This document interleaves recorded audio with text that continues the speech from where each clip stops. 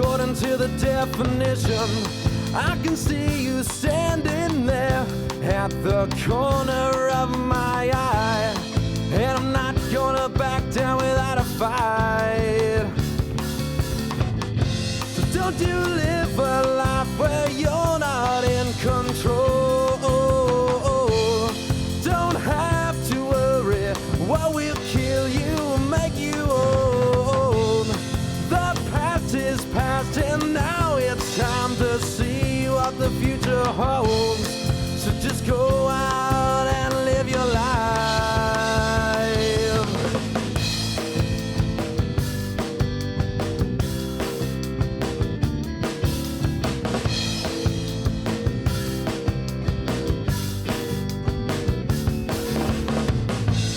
If I was to die tomorrow and dive straight into hell, I would party with the devil and bring his mistress back to my hotel. If I was to die on Sunday and fly straight into heaven, I would sleep above in the clouds and bet on the lucky number 7. So don't live a life where you're not in control. Don't have to worry what will kill you, make you old. The past is past and now it's time to see what the future holds. So just go out and live your life.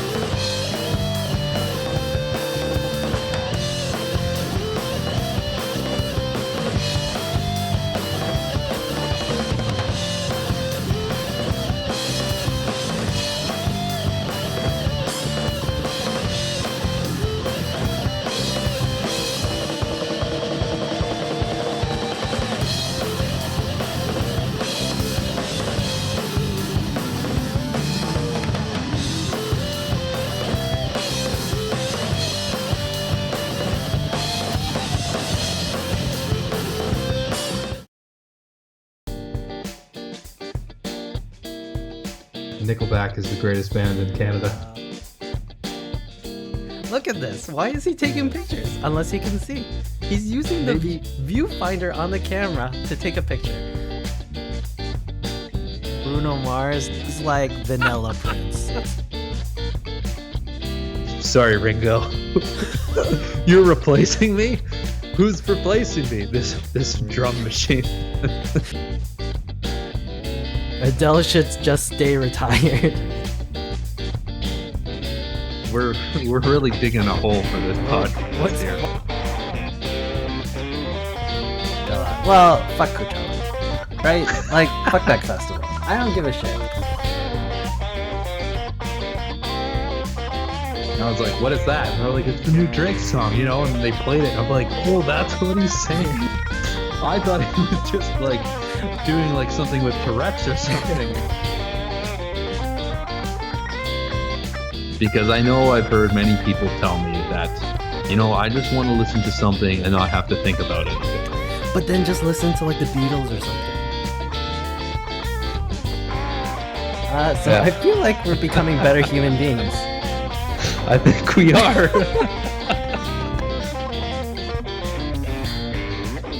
William Shatner's blues album actually wasn't that bad.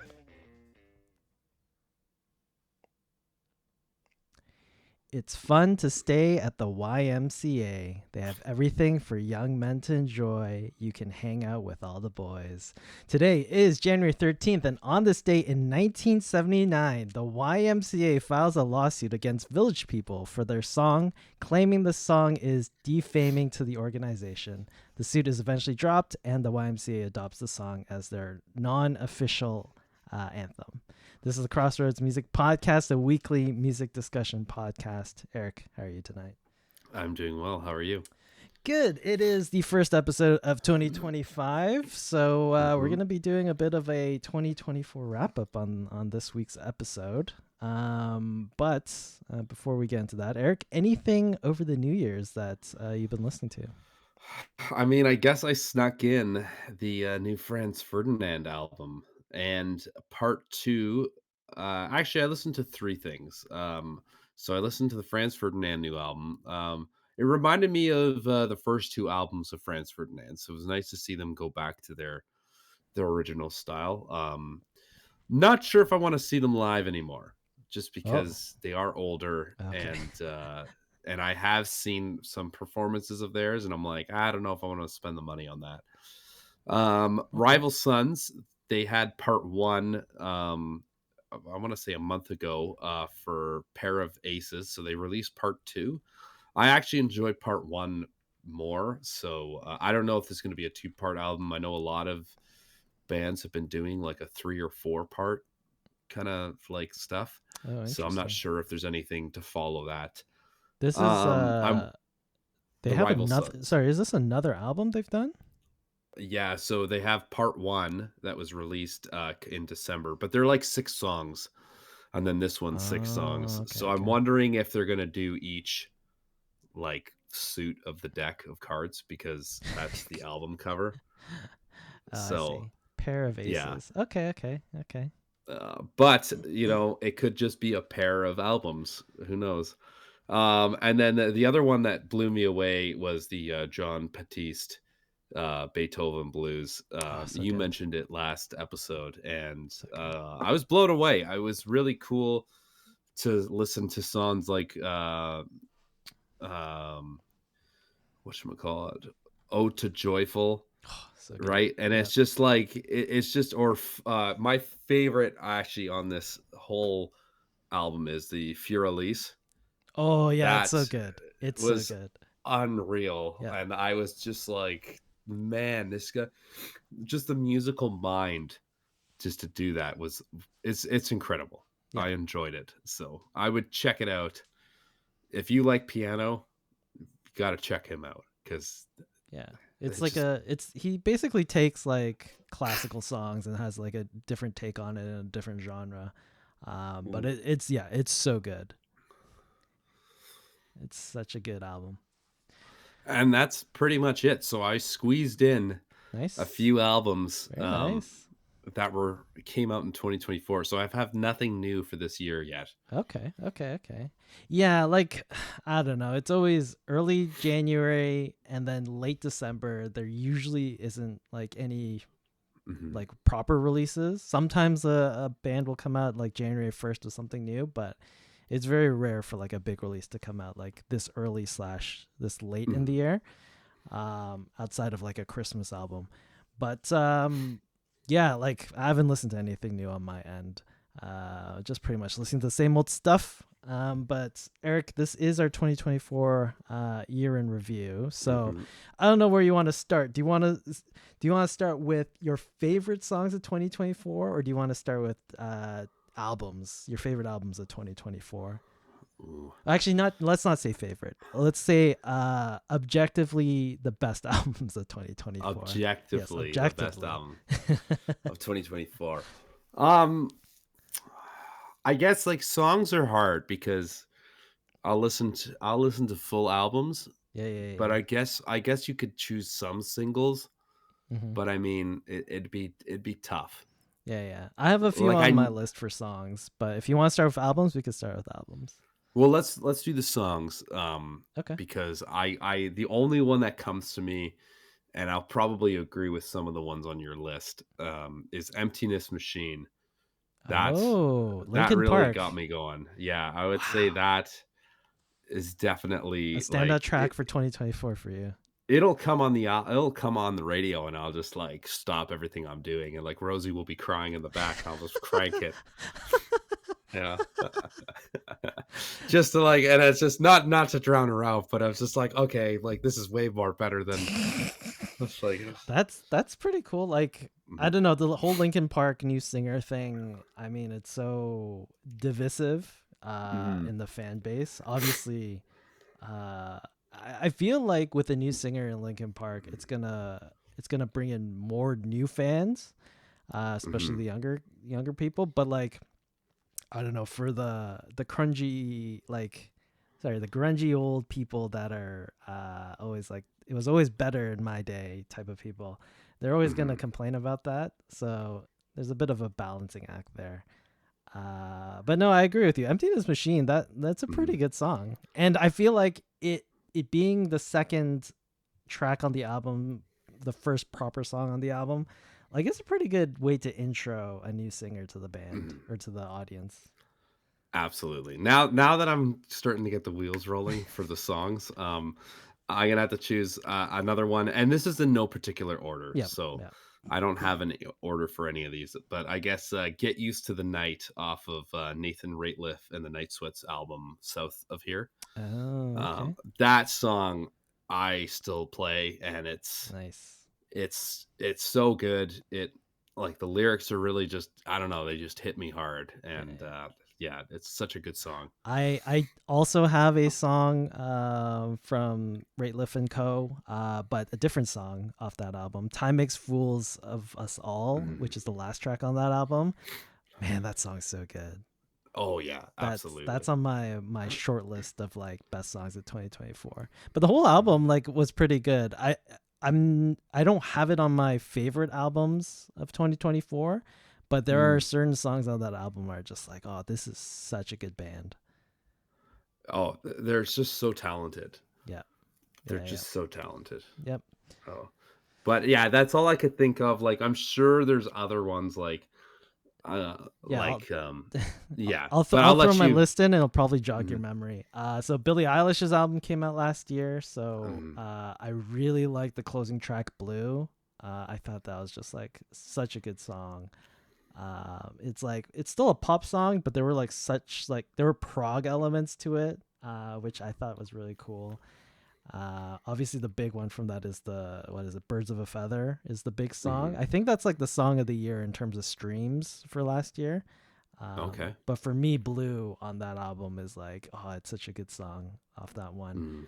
I didn't like this album like completely. I thought it was good, but I didn't love it. But Invisible Shield by Judas Priest, the title track, oh, it's just like these 70-year-olds can still like fucking rock and like headbang. It's just such that a was good surprisingly song. Like, I know. and I was more surprised with that album of they could still fucking play. Yeah. Yeah, they're so like, it sounded so good, and Rob Halford still like can freaking wail. It's just it's very impressive. The other one, and it's not really original song, but Tennessee Waltz, Rod Stewart and Jules Holland. I thought that was just a phenomenal, like, it was so good. It's such a good cover. And then also I know you hated this song, but Toby, Eminem featuring Big Sean and whatever the other guy's name is, but like, oh, I don't know. For me, when I think of that album, Toby is the standout track for me. I think it still has that lyrical gymnastics that Eminem's known for, but it blends sort of the current, I don't want to say mumble rap, but like the current sort of zeitgeist of what hip hop is today. It sort of blends that sound with like the actual lyricism that Eminem's known for. So I really like that song. Okay, cool. Other ones, I didn't really like Post Malone's album, but Mexico I thought was a hilarious song. I thought that was just such a cool song, just like out of there in terms of genre. Taylor Swift's album came out last year too, you know, Dead Poet Society, or whatever it's called.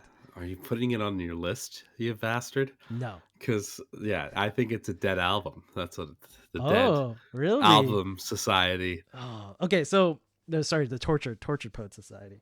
Yeah. Um, I don't think. I think we made this argument on that episode, but the album as a double album was just way too long. There was just way too much bloat in it. But I think there are songs on that album that are up there with the best songs that she's ever written. So like songs like Clara Bow, The Albatross, I Look in People's Windows, like some of those songs lyrically are just like some of the best things she's ever done. So like I would definitely include a bunch of those songs on like the best songs of 2024. I can't say the same thing about the album though, because there's just too much on it, which is a weird thing to say. Yeah, and I think I made the argument that if you took songs from the second out disc and replace some of the songs on the first disc, I think you would have a pretty good, awesome album. Like it would be a kick-ass, like, oh, there goes Taylor Swift again. But I think everything just got lost in the noise. Yeah, if it was like really curated down to like one album, oh, it'd be so good. It'd be such a good album. But there's like actual masterpiece songs on that album. It's just you have to skip a few of them to get to it. Yeah. Zach Bryan's album. I love Oak Island off of that one. Oak Island is always the one song that I go to on that album. Like I love that album overall, but Oak Island is just like, whoa, this is a great song. It's so good.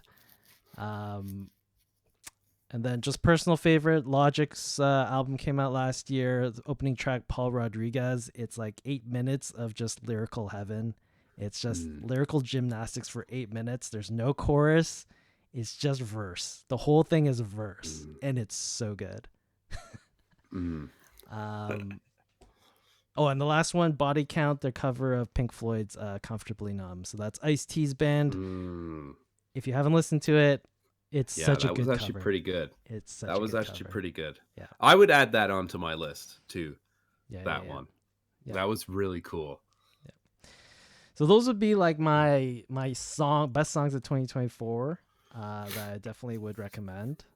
I'm sure there's a few that I've missed, but you know, those are the ones that like come to mind. Like, actually, sorry, Pearl Jam. Pearl Jam's album came out last year. I really like Got to Give off the album. I don't think the album had like, it wasn't like amazing or anything. It was a pretty solid album, but Got to Give is my favorite off that album. All I can think of is from the new Pearl Jam album is Head, Dark Matter. That's all I think of. I don't know. Eddie Vedder, I don't know why he decided to make a career of singing in that sort of way. I know. I think it's hilarious, but I don't know if it's intentional, and I maybe it's just like the way his accent and maybe voice just comes in, but I don't know. I just think it's hilarious because I find you can't understand most of what he's singing on that album. Yeah, right? And, like you have to have the lyrics like up in front of you. Yeah, I don't know. All right, Eric, best of albums of 2024. What do you got? What do you got for me? Okay, so I'm adding in some albums that I've listened to, not that we've. Yep. So there was actually a good like handful of albums. So I would have to add in Zach Bryan's The Great American Bar Scene. Yep. I thought that out of everything that came out last year, even though I liked his older albums better, I thought it was just the totality of everything that came out in 2024, that it was just really solid work. Yeah, no, that album's great. That's on my list too. It's on my short list of best albums of 2024. It's such a good album. Jack White's album. I have that on my list too. It's very good. That was just kick ass, and I listened to that nonstop. Um, and that's another song. One of the singles on that. That's How I'm Feeling Oh will come on the yes. radio, Yeah, and yeah, I'll yeah. just that's another one I'll just blast. Yeah. It's Right. it's it's wild because Jack White, I mean, like, you think that guitar rock is like you've done everything, right? Like all the Hmm. solos and all the distortions and all those. Like, I feel like you sort of get the sense that it's already been done before. And then you listen to this album, No Name by Jack White. Like, some of those guitar solos, I'm like, what the frick is he doing? Like, I how did know. he make that sound? It's wild that he's pushing those boundaries. He pushes the boundaries, and I love it. Yep. It just makes for good music. Yep. Another one, which is more of a personal favorite, the Red Clay Strays, which is a Oh, band, yep. a new band. They're really good. Like, I want to say they consider themselves country, but I would consider them more of like a Southern rock or Americana kind of Mm. style. And they're kick ass. They had, yeah, their second album came out this year. Amazing. Nathan Rateliff and the Night Sweats, south of here, Right. made it on my list. Right. I just think that those, like, I just like bands like that now. Like, maybe it's just because I'm aging, and maybe it's just, I don't know, I'm appreciating like better, Fuller like I bands, just like that fuller the sound, bigger you know? bands. Yeah, yeah, yeah. And don't get me wrong, like Jack White, it's like his is just your standard rock. Like, Yeah, you got your bass, garage rock. Yep. drums, yeah, and I do enjoy that. But it's just there's something humbling about Nathan Rateliff and the Night Sweats and south of here. So Yep. I'm gonna add that to the list. Luke Combs came out with an album, Father and Sons. Okay. That one I'm adding to the list. It's definitely one of the better country albums that has come out this year. Um, so I gotta give it to that. I wonder if you're surprised about my next one. It is Bob Vylan's album. Yeah. Oh my God, you have that on your Yeah, list? I have that one I too. You like that? Oh wow. I'm I quite surprised. enjoyed the album, and I have to say, it was just, I don't know. It was one of those, like, because this podcast has definitely introduced me into hip hop, Mm. and like when we were starting the podcast, we were doing a lot of older albums, Yep. and so like the Wu-Tang Clan, you got Tribe Called Quest, which I think is still my favorite, Tribe Called Quest. Yep. But it's just like it's good hip hop, like it's just good Yeah. wholehearted hip hop, and that's what this album reminded me of. Yeah. But it's Bob also Vylan, it like was. modern. Like, this Hmm. is not 90s hip hop, like from the Bronx in New York, right? This is like from England with like a Yeah, British accent, and it's got a bunch of like electronica in it. So it's got a very modern sound to it, but at the core of it, it is hip hop. and that's what I meant, and that's what I mean Yep. by it. It just has that same soul as those old albums have, Yep. which I dug. So Humble as the Sun Yeah. definitely made it on the Yeah, list that's for on my me. list too. It's such a good album, and like Hmm. in terms of like social commentary, it's full of it. It's just so good. Hmm. It's not a nonsense album where he's just like rapping about whatever he wants to rap about. It actually is like meaningful social commentary about the things that he sees around him, Hmm. which is like, it's so good. It's such a good album. Um, and then the last but not least is a guy, Marcus King. Okay. His album Mood Swings. He's a blues player, so but he adds a lot of modern, like, kind of R&B and a bit more like, I wouldn't say pop, but like funk, kind of like, it's hard to explain, but go check him out. He's definitely a blues guy at heart. So Nice. obviously this is what I think is the best Yeah. albums of this Objectively. year. Yeah. Objectively, and these are the best albums. and then my honorable mentions, and I don't know why I Okay. have it on my list here, but I think I might in this moment just add it to the list of my Okay. favorite albums, because I don't have any reason why it's on my short list. but Billie Eilish's new album. Oh, I don't know why I interesting. put it on my short list. I wonder if I meant to put it on the list. But the more I think about it, it's like it was actually a really good album, and I quite enjoyed it, and it's better than most things that came out this year. So I I'm do gonna agree. add it. I agree with I'm that. gonna add it onto my actual list. So Nice. I don't have a short list. Very, So very wide ranging mhm. crew of artists you've assembled there. Oh, I forgot. Uh-oh. Sorry. Uh-oh. William Shatner Oh didn't even make an no. appearance on this. Oh no. I'm just kidding. Don't add that, please. Everything That he child makes is gold. that children's album was not good. We'll talk about it in our re-review of the albums, but oh my god. Mhm. Okay, so a few ones that I'm gonna add on. So obviously we had a bit of overlap, but "Songs of a Lost World" by The Cure. Mhm. I am tempted to say this is like approaching Dark Side of the Moon territory for me. Oh, wow. It's a damn good album. I think Dark Side of the Moon is a lot easier to digest in terms of like if you're a brand new listener, I feel like it's pretty easy to get into those songs relatively.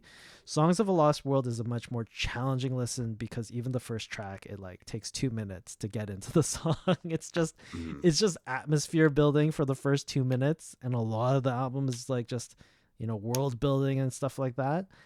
But man, it sounds so good, and like lyrically it's just all there, and it keeps that sort of gothic, moody darkness to it throughout the whole album. But it's so good. We'll see by the end of this episode if it is my number one album, but Songs of a Lost World by The Cure, great album. Mahashmashahana, is that how you pronounce it? Oh, yes. However you pronounce it. Father John Misty, very good album. I really enjoy that album. I know last time you mentioned that it felt very what was it, like crooner? Neil Diamond. Yeah, Neil Diamond, that's what it was. And now that you pointed that out, I feel like it loses points when I listen to it because all I can think about is Neil Diamond. Neil Diamond, yeah. But I still think the album is just like, it's just so good. There's like there's no stopping that one. You just like listen to it from front to back, and I love listening to that one.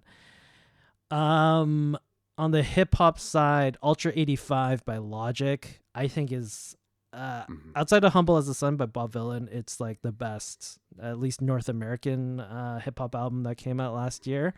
I don't think it got a lot of fanfare, to be honest, but the whole thing is so good. From front to back, it's just lyrical gymnastics through the whole thing. And it's a concept album. It's a sci-fi concept album, which makes it super interesting.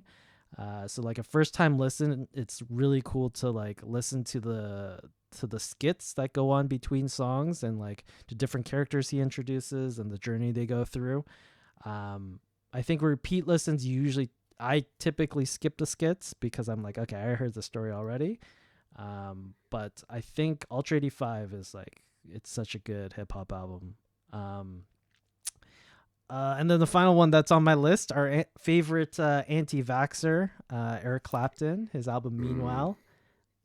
As much as I thought Eric Clapton was done for, man, his vigor for being standing up to the government and being an anti-vaxxer, it really invigorated him to write this album or play this album. I actually forgot about that album that you mentioned it. So yeah, that album was actually incredible. Yeah, I don't know. I think his old angry white man ways. It's really just like, I need to get all this energy out on this album, and it shows. I don't agree with anything he says, but man, like the album's so good, and especially the songs where he's really like, fuck the government, don't trust them. Like those are the best songs on the album. Fight the man, stand up to the powers that be. Like those are the best songs of the album. Yeah. I remember being shocked about his guitar playing. Oh, it's so good. Yeah. And just this old guy who just hates, like, It was like almost on a verge of like an anarchist, Yeah, you know? it was And wild. it's kind of funny. Yeah. Oh man. And then when you go back and listen to his older stuff, you're just like, oh, he was such a like a just like full of life and love. And now he's like Full of anger. full of hate. Yeah, But he plays just the same, like just as good. yeah. This is like Mm, 30-year-old, 20-year-old Clapton for me. Like when I mhm. listen to him play those guitar solos, I'm like, this Yeah, is this is good young. old slow hand. I know. It's so Yeah. good. Oh, Yeah. yeah. Damn it. That should have been on my list. I'm gonna add that to my short list. Okay. So Yeah, no, at the yeah. end we'll reveal our number one. We'll say what our number one album is of Ooh, 2024 once we have this whole discussion. ooh, yeah. Okay, so at this point of the podcast, we are now going to go through every single album that we discussed last year. So every episode in 2024 was dedicated to one single album that we discussed and reviewed. We're going to revisit what we gave it. Some of these albums are going to be like really quick because there's nothing really to say about it. But some of them we might have a bigger discussion on, like why we gave it the score we did and why we're going to re-rank it. So let's start off with the first one that we did, A Letter to Self by Sprint. So that was the first episode that we did. Eric, Mm. you gave it a 7. I gave it a 6. Do you want to keep it at your 7 or are you going to re-rank that? I'm gonna re-rank it to 6. Oh, okay. So yeah, because this is like that punk Yep. kind of band, right? Yep. Yeah. Yeah, I'm gonna give it a 6, just based off of everything else that has come out this year.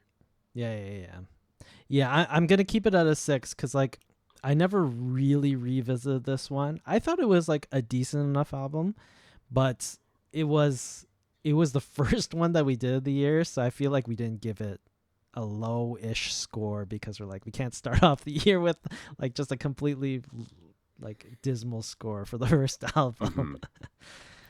That's true. All right, so you're bringing it down to 6. I'm keeping it at a 6. Second one we did was Insano by Kid Cudi. Eric, you hated this one. You gave it a 3. I gave it a 5. Thoughts on this one? I'm gonna keep it the same. 3. I'm Okay. gonna keep the same because like going back in my notes, and it was funny. I didn't go back and listen to any of these albums again, but I have the picture of the album in my notes, and I don't. It's funny. I don't even remember listening to this, so I'm gonna keep it. I'm gonna keep it at a 3. Okay. I give it a 5. I'm bringing it down to a 4 just because, like, it was such an insignificant, like, we already didn't like it. I think I gave it a Mhm. 5 because it's like, it's like, it's okay.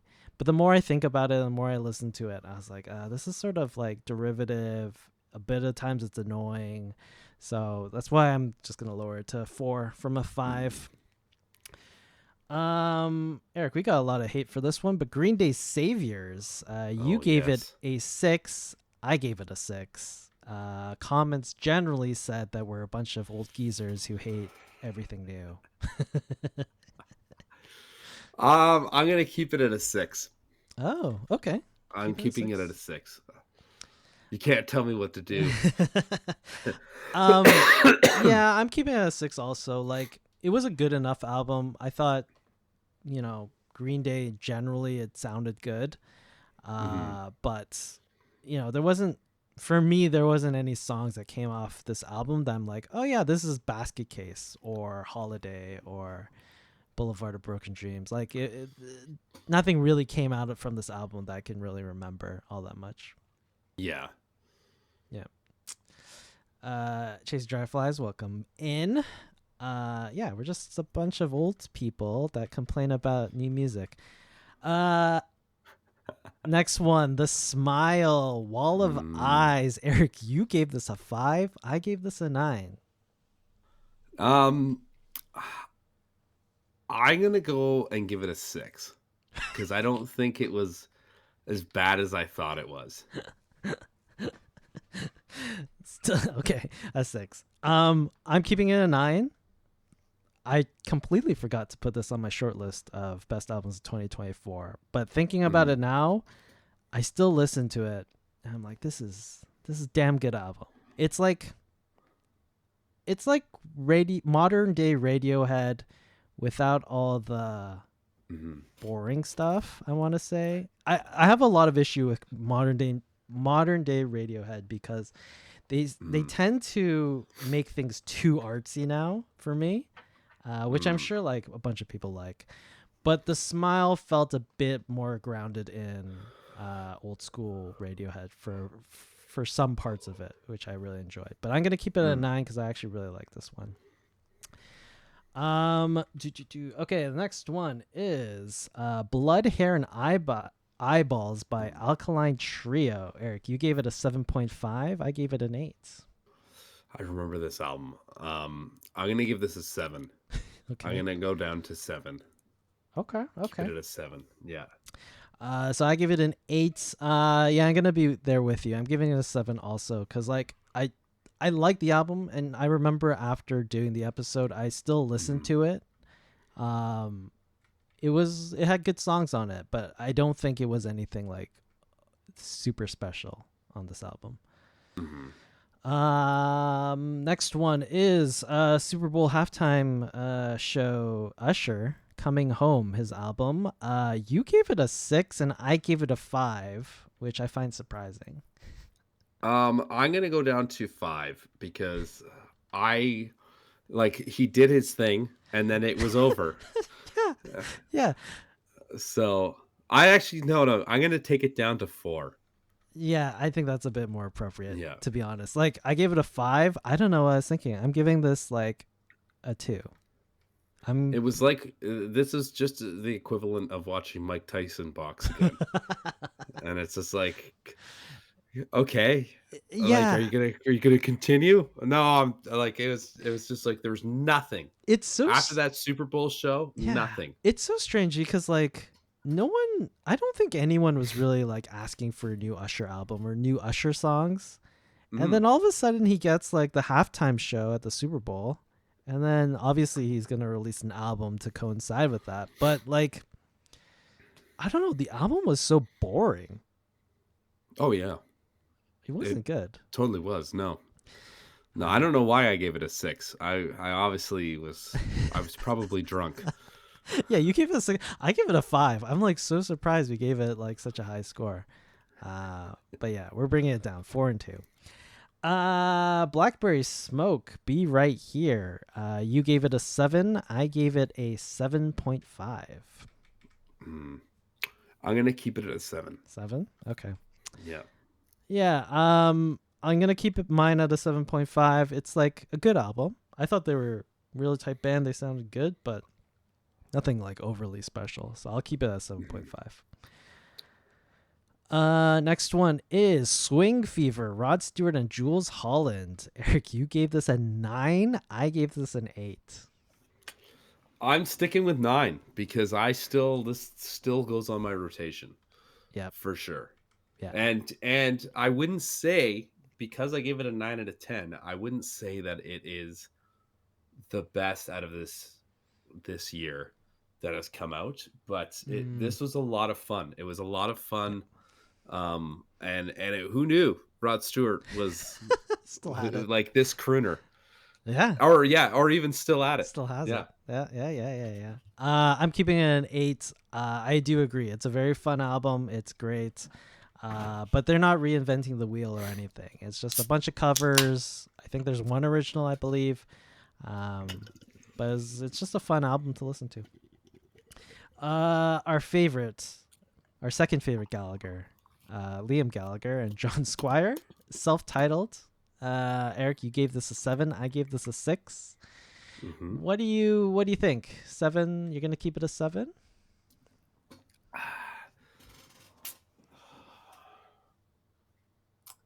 Because Oasis is back, I'm giving this a 6. I'm going to put it down to a 6. Because Oasis is back? Yeah. Because they're way better than individual Gallagher brothers. Yeah, that's true. I'm keeping it at a 6. I thought Liam Gallagher sounded good on this album, but again, anything significant came out of this album? Not really. It was a fun listen, but outside of that, like whatever. Going into some metal territory, Invisible Shield by Judas Priest. Eric and I both gave this an 8. You know what? I'm gonna give it a 9. I'm giving it a 9. You almost gave it a 10. I know. I know. I held myself back. I'm giving this a 9 because I remember being really like thoroughly impressed by these guys. Mm-hmm. Yeah, in their old age, man. Like I can't believe they can still do this. I'm sticking with the 8. I think it was a very good Judas Priest album. It was a very good metal album. But you know, it's not reinventing the wheel or anything. It's just that they're still rocking it. So I'm gonna keep it at an 8. The big one, Dragon Force, Warp Speed Warriors. We both gave it a 5. This was ridiculous. And I think we gave it a 5 just solely based off of the talent of like what is actually being played. Yep. I'm gonna keep it at a 5, but I don't think there is ever a spot of ever a year that they're gonna make something that's gonna be the best thing that's ever come out. Why you didn't like Wildest Dreams, the Taylor Swift cover? Honestly, this is the most ridiculous band that like it's out. It is almost just as ridiculous as Buckethead with the KFC bucket on his head shredding guitar. It is almost as ridiculous as that. I just like it that they played it so fast that they had to cut out words. Yeah, which is hilarious. It's like insane. Like, why would you do this? No, but yeah, I have to give it a 5 also. I thought the songs were just so mediocre, but the absolute talent in these people's like fingers is just off the chart. Like, I can't believe they're playing some of this stuff, but the songwriting is just like, what is this garbage? Like, I bet you their guitar players go through like a pick a song. Oh yeah. It's just on like fire. That guitar pick is just gone. It's like mangled by the end of it, you know? Yeah. Next one, I feel like the most controversial episode of last year for us. Cowboy Carter by Beyonce. We both gave it a 4. I mean, I'm not gonna change my review of this. I honestly think that this, like, Beyonce has done way better than this. And I would say that her older stuff is way better than what this is. So, no, and you know what? I don't hate the fact that she tried something new, but it's just, I don't think it's for her. So, yeah, I mean, it was such a meh album, and I get that every single publication on planet Earth is like, oh, this is the top 5 album of 2024, which like obviously we like completely disagree with. I don't know. I think a lot of the songs are just like really boring, and in terms of songwriting, there isn't a core soul to any of the songs. Like if you look at the writing credits on it, it's like 20 writers for every song, and it's like, what is this garbage? Like there's no artistry to it. There's no central messaging to anything. Like it's just a bunch of people getting together and just, you know, trying to get a pop song out there, or country song, I guess. But it just wasn't a good album, so I'm gonna keep it a 4. Yeah. All right. Sum 41, Heaven X Hell. Eric, you gave it a 6. I gave it a 6.5. This is the final Sum 41 album. I mean, I'm tempted to go down to 5. Why? Why do you want to take it to 5? Like, because I feel like this band was just like good in their prime. Right. And it's like now that they're old, that it's like nobody really cares about like, but maybe I'm just having a moment of old wisdom here. You know what I mean? Yeah. I get it. Yeah, no, I agree with you. Their earlier stuff was obviously the better musical output. This, because it is the final album, does feel like, every single song that we have, half baked. We're putting it out there because this is the last album we're gonna do. That's why it's a double album. It has a lot of the same problems that Tortured Poets Society Department, sorry, that Taylor Swift's double album. Like, it's a lot of bloat, so like it sort of brings down the whole album overall. Because like even Landmines off of this album, I thought was like a great Sum 41 song, but like there's just too much crap in it. So I'm gonna bring it down from 6.5 to 6. But Eric, where you stand with this one? You gave I'm it a gonna 6. keep I'm gonna keep it at a 6 because Okay. I just have a problem, I guess. Now it's like we listened to this style of music and it was just like all these like problems that we had in school, right? And it's Yeah, okay. and it's Yeah, like yeah. and it's not that they're singing about that still, like they're singing actually about like problems in like our lives now, like Yeah. at our age, like so they've aged, but it's just the way they sing it is still in the Still high same school. tone Yeah. as like what they did their high schools. So I just can't get that out of my head. So That's funny. All right. One of our favorite albums, Humble as the Sun, Bob Vylan. Eric, you gave it a 9 and I gave it a 9.5. I'm very tempted to give this a 10 out of 10. Okay. I'm very tempted to give this a 10 out of 10. So I'm gonna keep it a 9.5 because for me, it's like so close to masterpiece. It just doesn't have the one hook. It's missing the one hook. It's missing the wonder wall. It is missing the money. It's missing the every breath you take. It's missing the one song or the one chorus. That's the only thing it's missing to make it a perfect 10 out of 10 for me. You are right. Okay, I'm going to give this a 9.5 then. Okay. I'm going to go up there with you in 9.5. Okay. Yeah, but it's very close in being so a close. 10 out of 10. Yeah. It's such a good album. Regardless, it's such a good album. All right. Next one after that is the Tortured Poets Department by Taylor Swift, the double album. Eric, you gave this a 5 and I gave this a 6. I'm going to keep it at 5. You're keeping it 5? Holy, okay. Any reason why you want to keep this at a 5? Because I was making the argument that there are like some of Taylor Swift's best songs are on this album. Yes, but it's not a Folklore. Like I just think of every other album that's come out. Like Folklore is the best. Yeah. And here, let's just go through the albums here because 1989. Yeah, with all the pop singles. Will beat this for sure. Right? Yeah. Let's see. Hang on. Stand by. Yeah. Speak Now. You have Red. Like it's just like if you look at the totality of that, yes, she does have probably some of her best written songs on this album. And there are songs that I like really enjoy on this album that actually make it onto my rotation.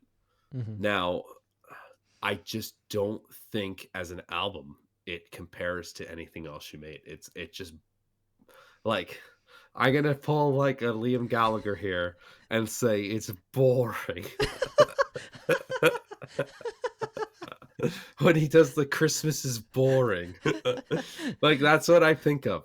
Yeah. Yeah, like I'm sort of on the same page with you. Like it's just if you just curated it to be one album, I think this could have been like the top 3 Taylor Swift albums. I feel like if you just made it into one, but because there's so much on it and it's really hard to digest, and there's some songs that just definitely B-sides, maybe C-sides. it just brings the overall album down. Even though a lot of the songs on this album, probably my favorite Taylor Swift songs on this album. But I'm going to keep it a 6. I'll keep it a 6 just because of that. All right. Yeah. I just think the overall album is just not amazing. Right. Mm-hmm. All right. Dark Matter, Pearl Jam. We both gave it a 7. What do you think? I'm keeping it at 7. You're keeping it a 7? Yeah. I'm gonna bring that down. I'm gonna bring mine down to a 6, just because there are definitely songs that I like, but in terms of like, did I go back and listen to this album again? Not really. I didn't have a real. I'd rather just go back to 10 and just like listen to that album or verses or whatever. Like, I thought it was good, but I'm gonna bring it down to 6. Dua Lipa's Radical Optimism, which we had huge criticisms on, but you gave it a 6 and I gave it a 4. I think Dua Lipa definitely has, I guess the one reason why I gave this a little bit of a higher score is a little bit of a personal preference, just because Chad Smith did a lot of drumming on this album. So I think I like the technicality of his drumming, but I'm gonna bring mine down to a 5. 5. Yeah, because she's just she's a good performer and she's good at what she does, but she's just so cookie cutter. She's just very cookie cutter, and you're not getting anything that's gonna blow your mind. Yeah, I just thought it was like a super boring album. There wasn't anything really to latch on to. I'm gonna stick to my 4. Kings of Leon, Can We Please Have Fun? Eric, you gave this a 4. I gave it a 3. I'm sticking with 4. You're sticking with 4. I know we had some comments saying that you don't know what you're talking about with that stuff. But you know what? At the end of the day, I just enjoy their older albums better. Right? Yeah. As a person who is not a fan of Kings of Leon, like this album was just so boring. I couldn't even listen to it in one sitting. So like I'm gonna stick with my 3 because I just don't have I never had a reason to go back to this. Big album from last year, Hit Me Hard and Soft, Billie Eilish. Eric, you gave it an 8. I gave it an 8.5. Oh, man, it's funny because compared to other albums that have come out this year, I kind of want to bring it up to a 9. Oh, okay. Yeah, I'm gonna bring it up to a 9. Oh, okay, a 9. Yeah, because this is on your short list of favorite albums, right? I'm gonna stick with my 8.5 on this one. I think it's a very good album, but it's not it never went back on my rotation for the most part. But I thought it was a very good album, and I'm sort of glad it was one of the bigger albums of last year, because it actually is proper music, unlike some other stuff that's out there. Speaking of music that's not real, William Shatner, where will the real music out there? Where will the animals sleep? Eric, you gave it a 2 and I gave it a 3. I changed my mind. I want to give it 1,000. 1,000 out of 10. It was so stupid. It's even for a kid's album, it was creepy at times. Oh man, I just loved it when I played it for Rosie and she cried. One of the songs. Usually, it's funny because I could tell there's music definitely in her blood, because every time I play music, she nice bounces around, and it's to actual music. It's not to kids music. Kids music, she kind of looks at you in swimming class. She'll kind of look at you what the fuck is this? Which is funny. But yeah, I remember playing it just to see her react. I'm like, oh well, it's a kid's album, right? Yeah. And she cried. She just looked at me and just cried, and I was like, oh wow, okay. So yeah, I'm obviously sticking to 2, but just because that's William Shatner, I want to give it 1,000 out of 10. It's such a trash. I don't even have to it's listen such to a the trash album, and I want to give it 1,000 out of 10. It's such a trash album. I'm bringing my score down to a 2 from a 3. I don't know why I gave it a 3. Maybe I just felt bad, but like it Yeah, was you. insane. I was surprised you didn't match me on that one. I'll bring it down to I 2. even have a note on that episode. I'm surprised Kem didn't agree with me. Yeah, like I don't know what I was thinking. I'm bringing that down to 2. It's such a waste of time, waste of like recording studio space. All right, Lenny Kravitz, Blue Electric Lights. Eric, you gave it a 6. I gave it a 7. I'm gonna keep it at a 6. 6. Okay.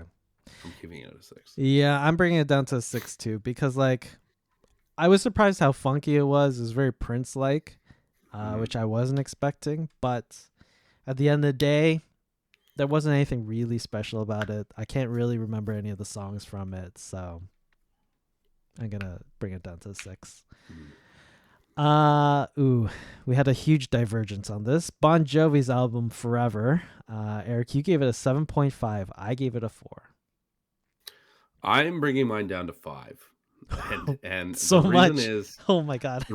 The reason is because I don't know what the algorithm is, but everybody knows I'm an Apple whore, so I will sometimes come home and whatever I'm doing, or if I'm cooking dinner, I'll be like, hey HomePod. I'm not going to say the name because it's going to activate all my speakers. But I'll be like, hey HomePod, play me music. I'll just say play music. And it will play me music, and it will be called the Eric Brown Station. And it's like a list, and it's actually quite a diverse list just because of this podcast, right? That's but hilarious. For some goddamn reason, every third song, they'll play a song off this album. And I'm like, I don't want to fucking listen to this anymore. So I'm giving it a 5 out of 10 because it's just been shoved down my throat so many times. So I do recall this album. And it's not a good album. I don't know why. I don't know why. I must have been drunk when we recorded this podcast. 7.5? Yeah, because I've listened to the album several times, not by choice. Right? And I'm just like, this song. And I remember listening to this song, and I was having connection issues. And I was trying to get it to skip the song, and it wasn't skipping. And I was just like, I'm like, whatever. And then I'm playing. I'm like, this is a trash song. Like, why did I give? Because I remember giving it a good review. Yeah. I'm giving it a 5 out of 10 now. I'm sticking with my 4. I don't know. It's just, I don't know. There's just no magic there anymore from John Bon Jovi. It's just not the 80s anymore. The hooks are just like so generic. Even the guitar solos are just generic. It's not a good album. South of here, Nathaniel Ratcliffe and the Night Sweats. Eric, you gave this a 10. I gave it a 9. I'm sticking with my 10. Ooh, perfect score. This is my favorite album by them. Yeah, sure. I'm sticking with my 9. It was a good album. It was a great album. I wouldn't give it a 10, but it's very good. Zach Bryan's The Great American Bar Scene. Eric, you gave this a 7, and I gave it a 9. I'm gonna stick with mine because I base my rating off of previous work, and I know he can do way better. That's crazy to me because I love this album, so I need to go listen to his previous albums. So if you like this album, you should listen to it's his mother's name. Hang on. Zach. While you do that, Chasing Dragonflies, you've always hated Bon Jovi, even in the 80s. Yeah, even in the 80s I hated Bon Jovi. So maybe my score is a bit biased, but I think Forever Bon Jovi, like, not a good album. Deanne. You need to go back and listen to Deanne. Okay. Yeah, no, if you're saying that his previous albums are better than The Great American Bar Scene, like, I have to listen to those. Because you do. That's crazy. I love this album. Death is Some Shady, Coup de Grace, Eminem. Eric, you gave it a 6. I gave it a 7. I'm gonna stick with my theory because I don't feel like I have enough to say or experience to talk about Eminem Oh, and the hip hop world. So okay. So you're sticking with your 6. I'm sticking with my 6. I am actually gonna bring it down from a 7 to a 6. The more I listen to it, the more I find I am skipping songs on the album, which isn't good. There's still like amazing lyrics on some of the songs, but then there's so many things that you just want to skip. So I'm gonna bring it down to a 6. Equal 1, Deep Purple. We got a lot of hate for this one. Eric, you gave it a 7 though. I gave it a 6. This is another one that pops up too on my rotation, like randomly, that I just skip all the time. I'm gonna go down to 6. Oh, okay. Mm-hmm. Yeah. No, like I'm sticking with 6 also. As much as Ian Gillan is like a freaking legendary vocalist, like he can't sing anymore. Like I'm sorry. And that's not to disrespect his body of work. It's just at the age of whatever he is now, 70, 80, he shouldn't be singing. That's basically it. Y2K, Ice Spice. Eric, you gave this a 4. I gave it a 5. I'm going down. I'm going down Went down? to a 2 out of 10. What happened? What happened? Because all I think of with this album is why do you got to do that to me, Brian? Like I remember that it's drilled in my freaking brain. Marketing. It's a marketing and it's bullshit. It is. Take your marketing out of the fucking song. It's like the Jason Derulo thing where he just says his name to every single song. Well, it's like watching like anything on like Amazon does this fucking now.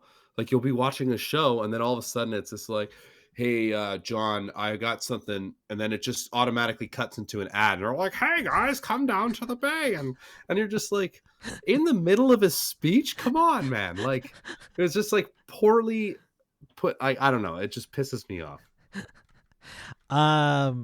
As much as your score lowered, I'm actually going up. I'm going up to a 6. Oh my god, I'm putting it up to 6 because as much as I think it's the lyrics are very derivative of like grimy hip hop where it's all about like debauchery and stuff, there is a certain energy to this album that I'm like, you don't really give a fuck what people think, and you're just gonna make the nastiest shit that anyone's ever heard.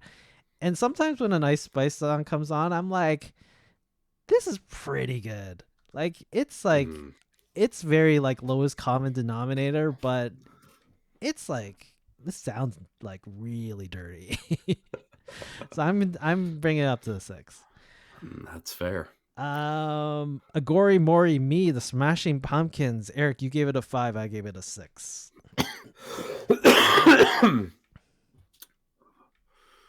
I'm gonna stick with mine. 5.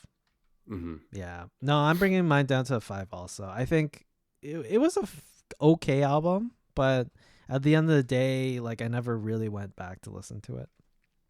Yeah. I mean, it's the Smashing Pumpkins. Yeah. Another Day by Fucked Up. Eric, you gave it a 6. I gave it an 8.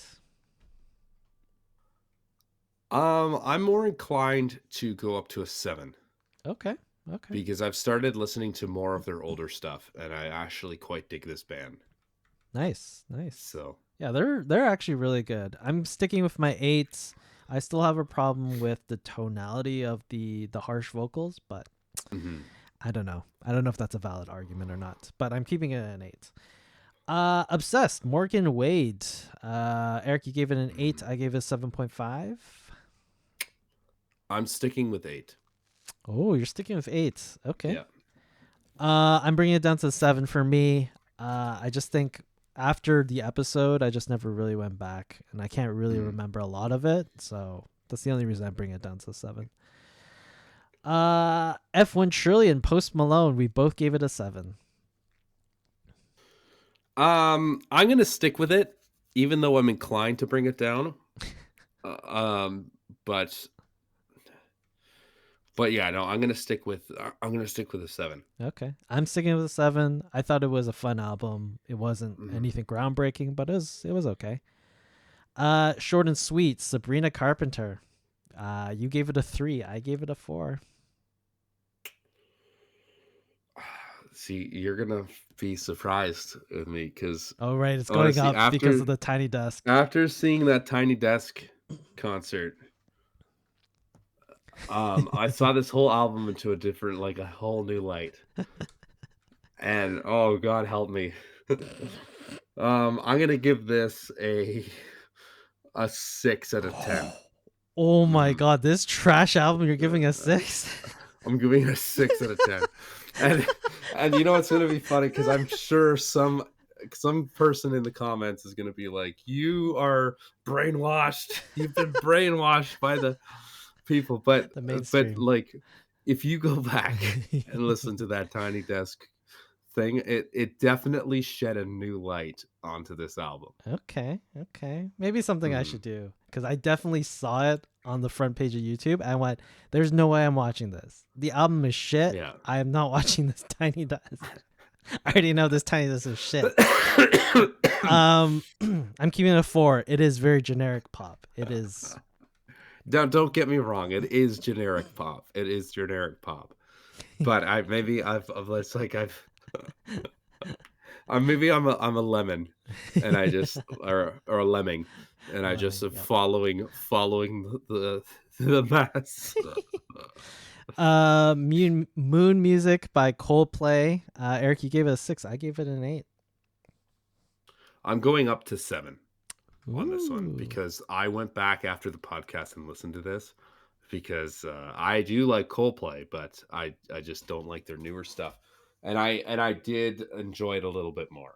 Okay. The more I listened to it, so I'm keeping mine at an 8. I'm not a fan of Coldplay, but man, the soundscape they get on this, it just sounds so good.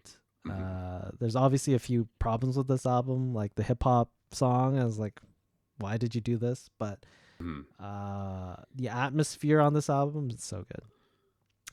A whole new sound. Disney, various artists. Eric, both of us gave it an 8 on this Disney pop punk compilation. I'm gonna keep it an 8 because, and it was actually funny because now I'm starting to watch a bit more Disney movies now because Rosie's watching TV, and we were watching The Little Mermaid, and when she was singing that song, like or her famous song that she sings, I can't remember the name of it. I'm not good with it, but when she's like, well, what is it called again? Like whatever, and then she sings the line. I'm looking I'll wait it till up. you. I'm looking it up because So all I could think of when she was singing it in the movie Part of Your was World. the cover. Yeah, was the cover of this song. I just think it's just like, what is it? That's all I could think of while watching the movie, which is hilarious. So I'm gonna keep it at an 8 because I think it was a lot of fun. It's nothing like I would say revolutionary. It was just like something cool out of our generation that I think would, like, people our age that have kids would get a kick out of this for sure. Yeah, for sure. Chasing Dragonflies, yep, thank you. Part of Your World. I'm keeping an 8. It's just a fun album. I wish there was a bit more diversity in terms of the punk acts that they chose. They chose the very safe ones, and they all sort of sounded samey at the end of the day, but fun album and fun concept. Pop punk Disney songs. So I would love like a death metal. Yeah. And sanctioned by Disney, sick. that'd be hilarious. Oh, that'd be amazing. It'd be so funny. Oh no. Yeah, it'd be so good. Songs of a Lost World, The Cure. Eric, you gave it an 8. I gave it a 9.5. I'm gonna stick with mine. 8? I'm sticking with mine, Perfect. yeah. 9.5 for me. Again, it doesn't have that one chorus. It just needs to have one song to take it to the perfect album. Otherwise, I think it is perfect. For the Dreams, King Stingray. You gave it a 7. I gave it a 7.5. This album was sick. I'm gonna put this on my short list for 2024. Ooh. I'm adding it to my short list because these guys were like blew me away. Nice. Just with the with the didgeridoo, like it was so cool. Yeah, the Aboriginal elements were so cool. Mhm. It was such a different take on it. Yeah. Um, I'm gonna go up to an 8 because Okay. I actually do listen to this album a lot. So Oh, nice.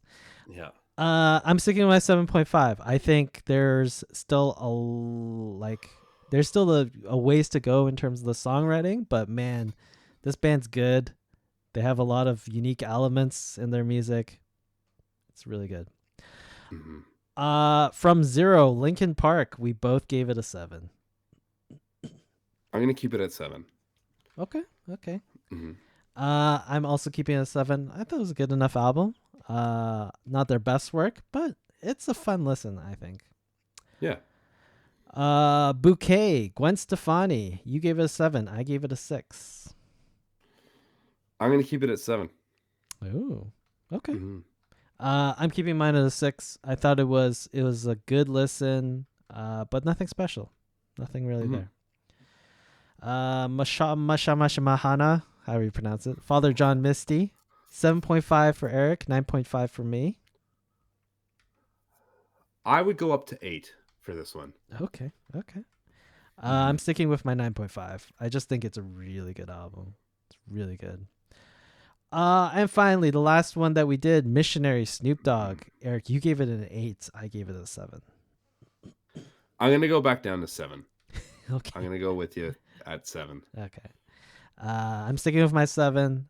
There's some really great songs on it, but again, I don't know. Hip hop has this problem where they now start using ghostwriters. I mean, they've always used ghostwriters for a lot of the artists, but Mhm. I didn't get a feeling of like this is who Snoop Dogg is right now. It felt like someone writing for Snoop Dogg, which is what happened. All right, so that's our re-ranking of the album. So, Eric, the final thing of this whole episode. Now that we've gone through all these albums, re-rank them, we've gone through what we thought our short list of best albums of 2024 was. Objectively, 2024 best album, and if you want to dare, best song of 2024 objectively. I'll tell you what your highest one was. Give me one. I don't think I have it. I have it. Oh, I you don't have need it. it. Okay. And it's not based off of highest score. Okay. In total, I think that the best album of this year, Yep. for me, I would give to Bob Dylan. Really? Yep. Whoa. This I is would like give to Bob Dylan. this is huge character growth for you, by the way. It is a huge character growth for me, and I listen to that like it's on my list of things I listen to. That's wild. And I just was very impressed by it, and it just something that the problem is that when something comes out early on, and I think that's the problem with Cowboy Carter. Like everyone's just like it came That's out true. earlier in the year. Everyone's like this is the best album 2024. Yep. And it's hard because it's like you still have a lot of months coming out. Like somebody could just like take the cake easily. Yep. But that consistently for me was like, as much as I love Nathan Rateliff and the Night Sweats, because that was like my close. I was gonna name that one, but I'm like, no, you know what? Something that really thoroughly put themselves out there that really impressed me was Bob Dylan. Yeah. And I have to say, I think he has it for best album of the year. Wow. Imagine you're the 2020 version of you, and I told you that you're gonna choose a hip hop album for best album of the year. Yeah, of 2024. Yeah, I would be like, I don't think so, buddy. Rock and roll and blues all the way. That's wild. As much as I love "Humble as the Sun" by Bob Dylan, I am going to give it to "Songs of a Lost World" by The Cure. I just think. I don't know, man. Like there is not. It still has a pop element where it's catchy, but then it's just such a dark album, and the atmosphere that's built in there, it's just from front to back. It's. I'm almost at that point where it's Dark Side of the Moon for me. It's just so atmospheric. It's gothic. It's dark. But there is like a light at the end of the tunnel when you listen to this album. But it is a challenging listen. I would agree. There are parts in this album where it's like 2 minutes of instrumental and it's just world building. It's song building. It's not even just like you haven't even gone to the song 2 minutes in. It's just it's crazy. So it is a challenging listen. But I'm giving it the Songs of a Lost World by The Cure as my favorite album of the year. Right Or on. best album of the year. Do you want to venture into the best song of the year? Best song, I'm going to have to pass on that one. Okay. Because I'm not prepared for best song. I would give it to 2. I would do Oak Island, Zach Bryan off of the Great American Bar Scene. I think that is one of my favorite songs of last year.